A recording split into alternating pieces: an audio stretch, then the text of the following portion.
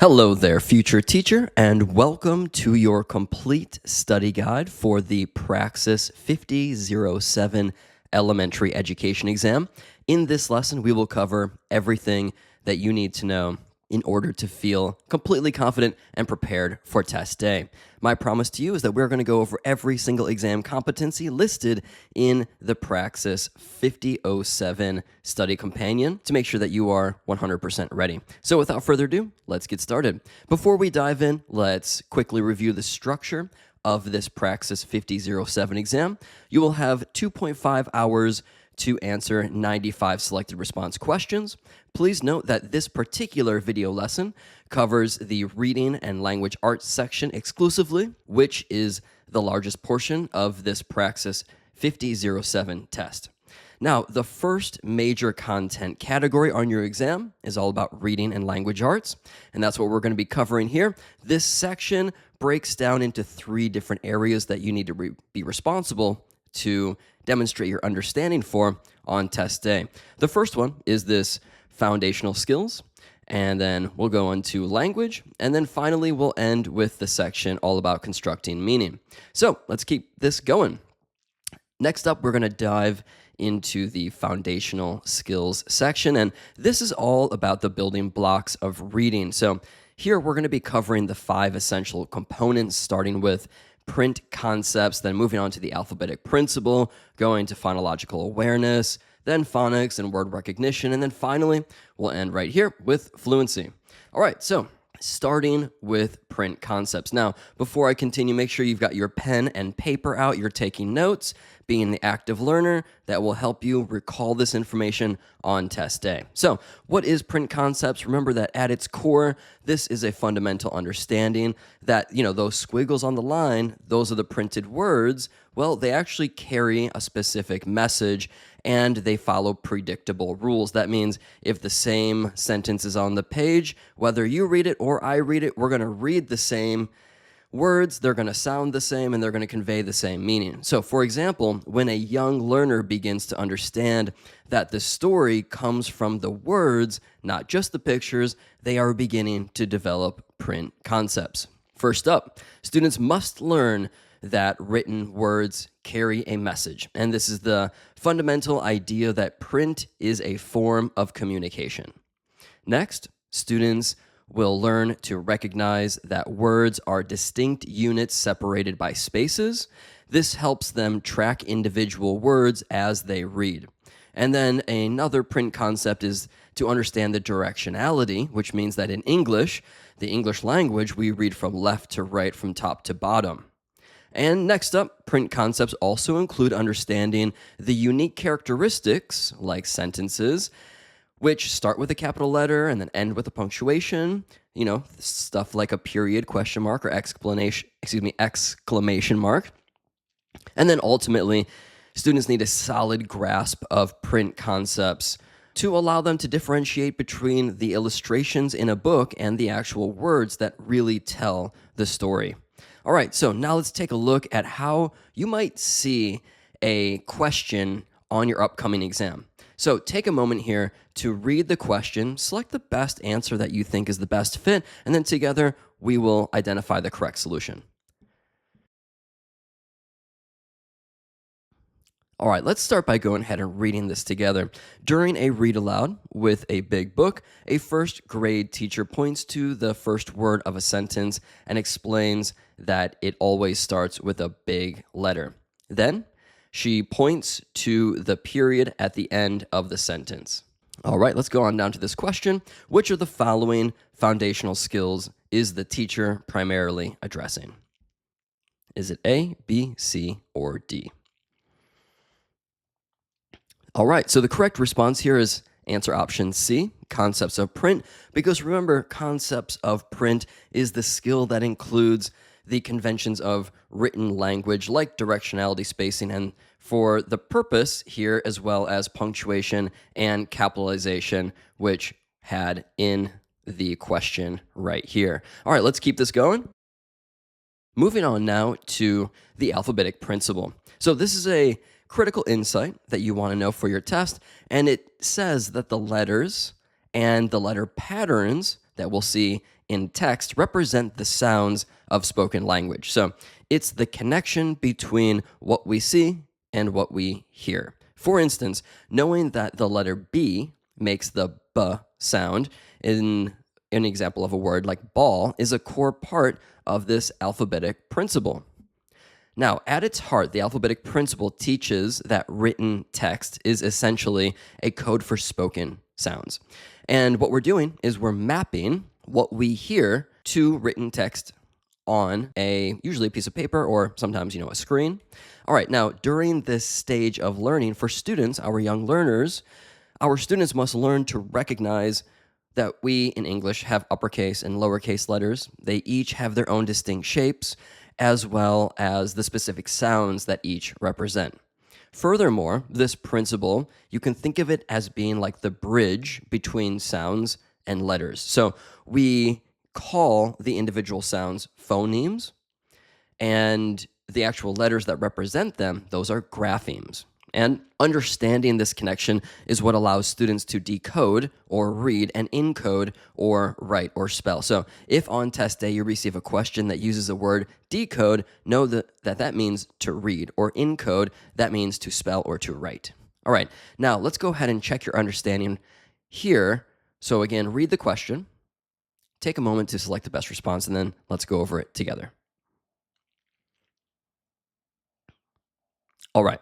This question starts off with another scenario-based question. A teacher has students match magnetic letters to pictures that start with that letter's sound. For example, matching the letter B to a picture of a ball. And the question goes on to ask, this activity is designed to reinforce which of the following skills? Now, you probably got it because this is the alphabetic principle section. Notice here, I'm not actually trying to check whether you understand that it's the alphabetic principle, but I wanted to provide you with some example questions that you can see how an answer of such as the alphabetic principle would be used. And we'll continue to provide you with example questions throughout this presentation. Now, the answer is alphabetic principle because this activity directly connects the grapheme, right here, this letter B, to its corresponding phoneme, the actual first initial of the B and the letter's sound. All right, let's keep this going. Next up, we have phonological awareness, and this is a broad auditory skill. Notice how we can actually see the word phone, or just minus the E, but this is the way that I can easily remember phonological and phonemic awareness, in that phone is audio, so you don't actually see it. All right. Now, again, this is a broad auditory skill that involves understanding that spoken language is made up of individual sounds, and it's all about what you hear, not what you see. So a great example is when a student can clap out the syllables of the word. So if you say, or if you present them with, a picture of the butterfly, they can clap out butterfly.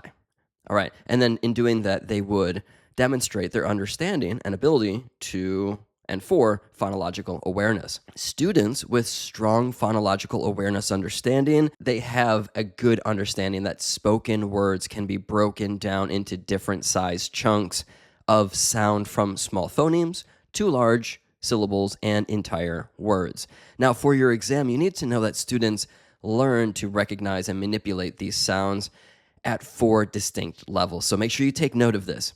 Level 1, the first level, is that the student can identify the different parts of compound words. For example, if they hear cowboy, they can tell that it's made up of cow and boy. Next, they can break words into its syllables, like hearing 3 distinct beats, for example, basketball. And then third, they can learn to distinguish the onset and rhyme with a syllable. Recall that the onset is that initial consonant sound, and then the rhyme is the vowel and the sounds that follow. So here we have cat, and the k or the C sound is the onset, whereas after that vowel A and then consonant T, at is the rhyme. Moving on, finally, we are at the most advanced level of phonological awareness, and this is where students can isolate individual phonemes, which are the smallest units of sound. So, for instance, we can have a student who can hear the three separate sounds in bat, for example, b, at. Okay? All right, moving on.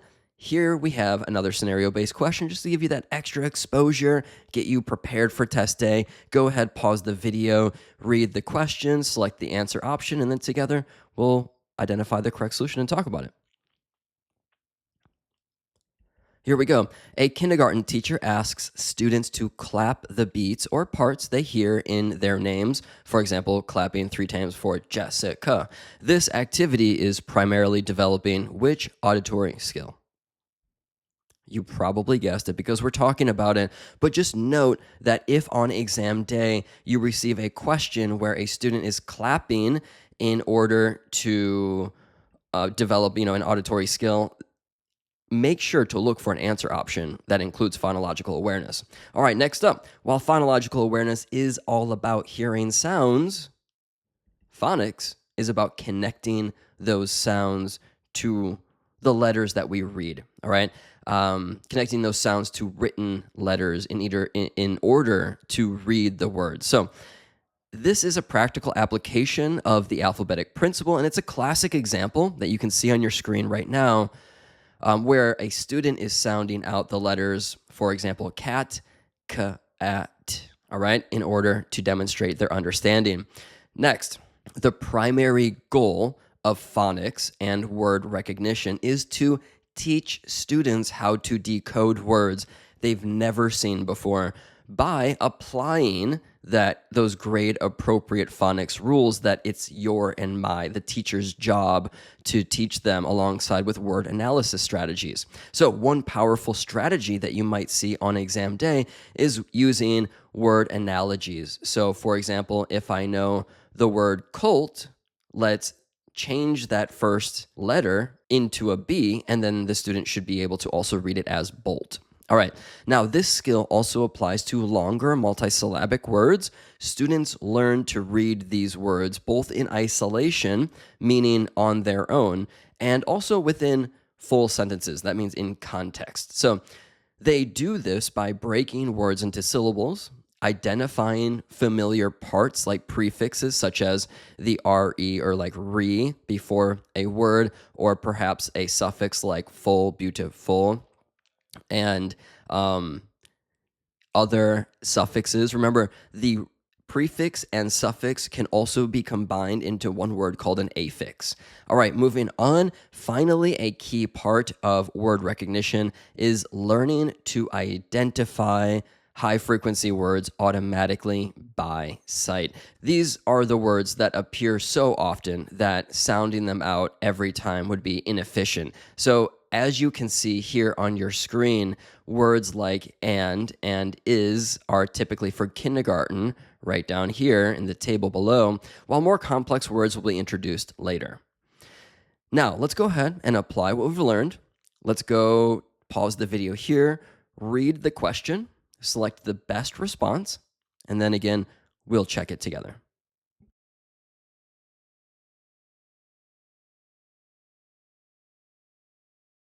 All right, so this question reads, a teacher guides students to read the word boat by explaining that the O and A letters together make one long O sound. This type of direct instruction falls under which category of reading development? Is it A, B, C, or D? Now, the correct response is phonics, letter A, and that is because the teacher is explicitly teaching a letter sound correspondence and a specific spelling pattern in order to help students decode the word.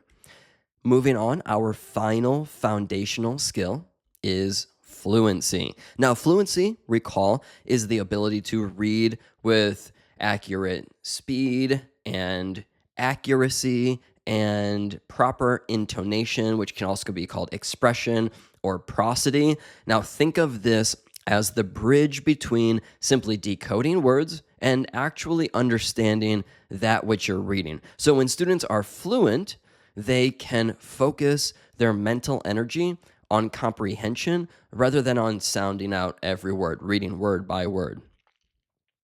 A fluent reader can read both out loud and to themselves with a high degree of accuracy and automaticity. Remember, automaticity, meaning that they don't have to stop and decode the words because they're reading with fluency. And when students are reading with fluency, it helps them to increase their comprehension. Now, fluency isn't just about speed.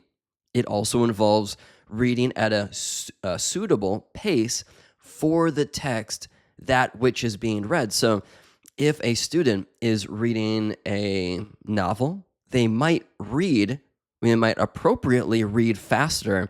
Whereas if they're looking at their science textbook and reading a chapter there for the first time, it would be appropriate to slow down the reading because they're going to be new scientific vocabulary and it's going to be a different structure of text. So recall that prosody also means the stress, pitch, and intonation of natural speech, which makes the reading sound expressive rather than robotic. All right, now fluent readers are also active monitors of their own reading.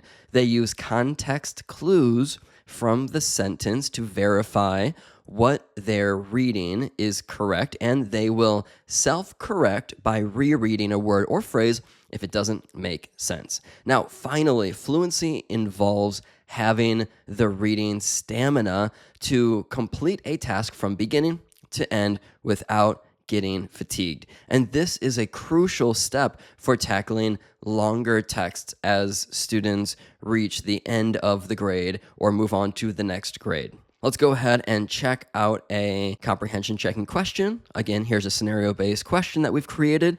Pause the video, read it, and find the correct response. And then also ask yourself why that would be the best response. Give yourself the explanation.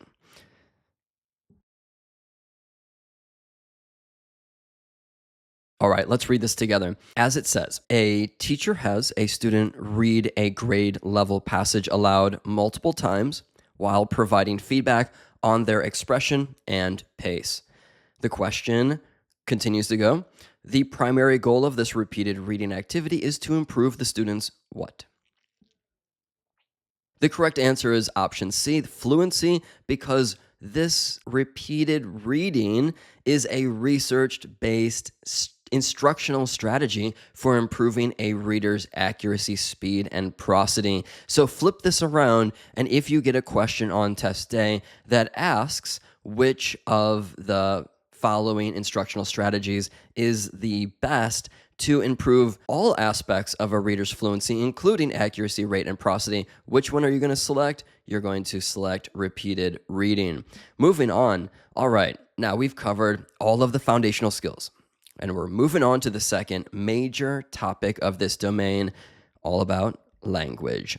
Here we'll explore 3 areas, including conventions of standard academic English, vocabulary, and then we will move on to forms and functions of language. So first up, we have conventions of standard academic English. And this is all about understanding the accepted rules. You can think here like grammar, mechanics, and usage. Now, on test day, you'll be expected to know these rules, not just for your own writing, but also to effectively teach them to elementary students. Now, let's first up take a look at grammar. Remember, grammar provides the fundamental structure of sentences, and these include rules about verb conjugation, like knowing to say she goes instead of she go. And next up, top right in yellow, we have capitalization. The rules here require us to use an uppercase letter for the first word of a sentence and for all proper nouns like cities and months, for example. Now, going down here, bottom left in green, we're looking at the punctuation section. And in this case, we need to teach our students how to properly use periods and question marks and commas. And these are all essential for organizing our writing and then making what we're writing more clear to the person who's reading our writing, the reader.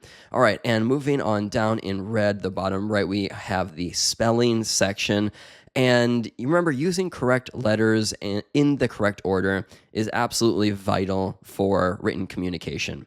Now, moving on to these principles and going deeper in order to better understand the key grammatical practices, take a moment to pause the video here and take notes that you can see about clauses, phrases, word tenses, parts of speech, subject verb agreement, and correlative conjunctions so that you can recall these on test day. What I would highly suggest for you to do is not to copy my definition and examples, but to make your own. Let's keep this going. While formatting titles of works, your exam might ask you if, for example, you have a longer work like a book, do you capitalize it? Do you underline it, italicize it, or use quotation marks? So again, take a moment here. Remember that we capitalize the important words, in particular the first, last, and all the important words in a title. We use italics or underlining for longer works like books, and we use quotation marks for shorter works like poems or articles. Now, let's go ahead and get you totally prepared all about sentence types, the three most common sentence types. First up, we have, as you can see on your screen, a simple sentence. Remember, this contains one single independent clause. An example could be the cat sat on the mat. All right, let's go on next to compound sentences. And these include two or more independent clauses joined by a conjunction. So if we look at the example that you can see on your screen, this reads, the cat sat on the mat, comma, and the dog lay by the fire. So note here, again, we have at least two independent clauses, which means that the cat sat on the mat is a sentence in and of itself. It can stand alone. We'd have to put a period there, but that formation could be a sentence on its own.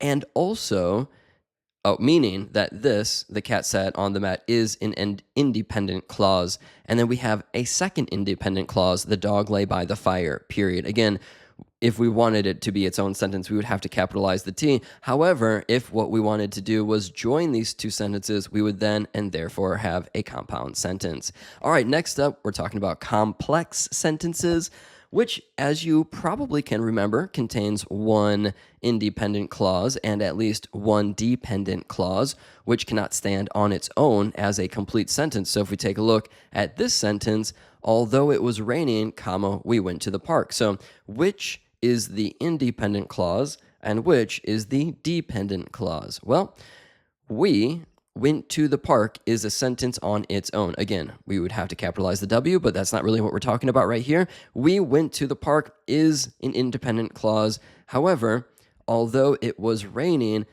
isn't a sentence. We can't put a period after raining. Although it was raining, what happened? All right, they went to the park. So that is a complex sentence. Now, irregularly spelled words are those that don't follow typical phonics rules and often must be memorized. Now, a key teaching strategy is to connect these words to their roots or related words, like linking, for example, these two words like compete and competition in order to help our students spell these in the future. Now let's go ahead and transition to the section on vocabulary. A student's vocabulary is a strong predictor of their reading comprehension and academic success. So for young learners, vocabulary development isn't just about memorizing words. It's about building a rich network of concepts that our students can access through different modalities: listening, speaking, reading, and writing. Next, understanding the vocabulary. Students must learn words at multiple levels, right? We have the dictionary meaning, we have the implied or emotional meaning, and then also the non-literal meanings found in places like idioms and figurative language. Keeping this going, this is important, these word-solving strategies. These help our students figure out unfamiliar words so that when they're reading independently, they can use the context clues by looking above and below and to the left and to the right, as well as the prefixes, suffixes, and roots of the words to guess, make an educated guess of their meaning. Moving on, we are going to forming word associations. Now, building vocabulary also involves forming the connections between words. So it's our job as the teacher to teach our students about antonyms, synonyms, and cognates. Now, keep in mind when taking this teacher certification exam, if you receive a question on test day about an effective instructional strategy in order to teach an English language learner new vocabulary words, use a cognate, which is a word that shares a common origin, meaning, and oftentimes spelling. Maybe not exactly, but similar. You can see like family, and I've never studied Spanish, but I'm just going to guess and say that's pronounced like familia. And if you said that to a student who just arrived from a Spanish-speaking country, they would say, I'm going to, again, try and probably butcher this pronunciation, but familia, and then you could be like, yeah, in English that's family, and they're like, oh, okay, I understand that. Again, using cognates with languages that are further away from English, like Japanese and Chinese and Arabic, there are going to be less cognates. But however, if you receive a question on test day about that scenario, you can use other concrete realia. Our final topic in the language section is the forms and function of language. Now, this moves beyond just being correct. It's more about being effective.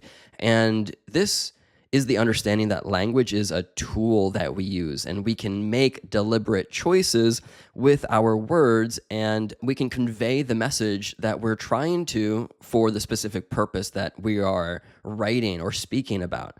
Now, this will include teaching our students to adjust their language for different audiences, right? A skill known as changing register. It also involves selecting precise words for a greater effect and then manipulating the sentences in order to make our writing or our students' writing more interesting, more stylish, vary the tone. Now, it is time for constructing meaning section of this exam. This is of this presentation. This is the final and most comprehensive section. So make sure you've got that pen and paper out. I know you're taking notes. You're being that active learner. Great job. Let's move on. Constructing meaning. This is where all the previous skills come together. So in this section, we'll be covering how students analyze text, integrate ideas, and then also use that knowledge to write, research, discuss, and present. So to begin, let's start with the key ideas and the details. So on your exam, questions in this area will test your ability to teach students how to read carefully to figure out the main points of a text. And this isn't just about surface level understanding, it's about deep comprehension. Now, when we teach our students to read closely, we're actually teaching them to become the word that I often used or that my students really liked was I would say, all right, today we're going to become text detectives. And they would get a giggle out of it and they would really like that. And you kind of put on your detective hat. And this is an active process that involves annotating the text by underlining key ideas or circling unfamiliar words, looking for patterns, and then most importantly, always being ready to support their conclusions with specific textual evidence. All right, now, what kinds of questions should teachers ask? If you receive a question on test day about how to deepen your students' comprehension, remember that it's not just enough to ask them questions, but instead we must teach our students to ask a whole different type of variety of questions.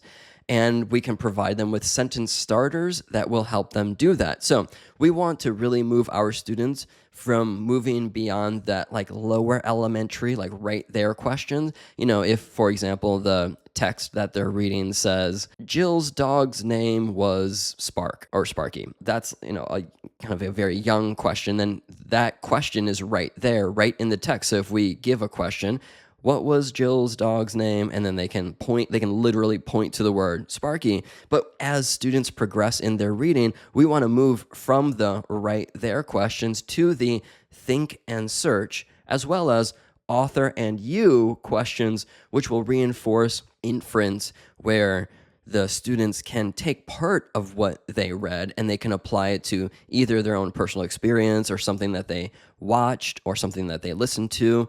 and they can make the connections from the book to themselves. On your exam, remember that a key difference you're going to have to be able to differentiate is the difference between central idea and theme. So remember that the central idea is what an informational text is about, and you can usually find it in key places like headings and titles and the first and last sentences of paragraphs. Whereas if you're asked to pick out a theme based on a text that you're presented on test day, remember that the theme is the message of the story, which you must usually infer from reading and understanding the plot and the character development. Next up, how do we teach students to see these connections? So in order to help students pinpoint relationships within a text, we must provide them with the necessary tools, right? Graphic organizers like story maps, cause and effect charts,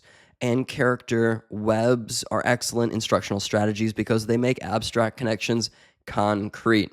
So if you receive a test question that asks you about this, be able to flip and replace and kind of spin these. So you might be asked, what's a story map for? And then you would kind of have the answer. You might be asked, what kinds of visual representations would be appropriate for this student reading about this? And you could look for an answer option that has either story map, cause and effect chart, character web, or something similar to it. A word web, it might also be called.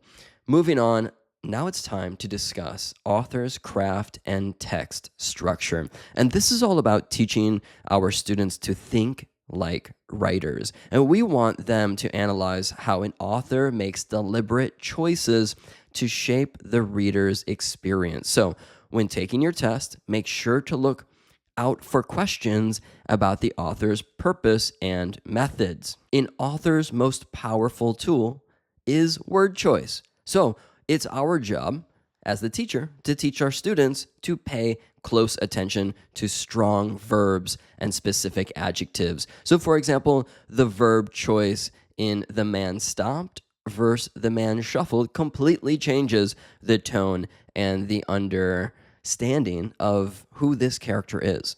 All right, informational texts have specific organizational patterns called text structures. For your test, you must be able to identify the 5 main structures that you can see in the table right now. So these include description, sequence, compare and contrast, cause and effect, problem and solution. Make sure to take a screenshot of this, or best yet, write it in your notebook. And then again, understand the signal words. So if on test day you receive a question that gives the signal words, in a text, for example, for instance, you could say, and you're asked, which structure is this? You can say, that's descriptive, right? So make sure that you can link the signal words to the structure as well as the purpose to the structure as well. Let's keep this going. Beyond structure, it's also important to teach our students to use text features like headings, captions, diagrams, and all of that good stuff, table of contents, glossary, in order to find the information that they're looking for effectively, right? Informational text, or it has special features